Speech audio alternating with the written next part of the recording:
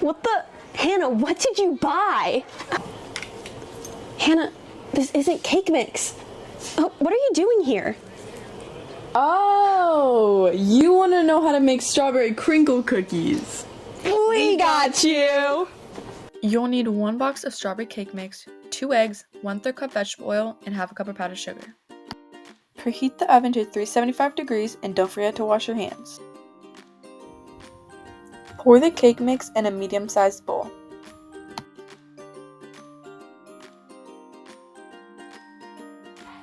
Add in your eggs and oil, then mix until combined.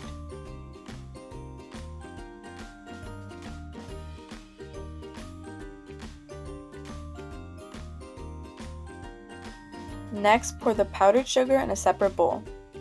Now take a spoon-sized piece of dough and roll it until smooth. Roll the dough in the powdered sugar and place on a baking sheet. Place in the oven for 10 to 12 minutes.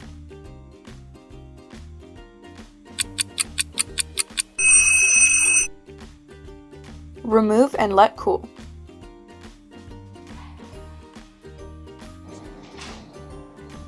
Cookies so good, you'll be chasing the flavor.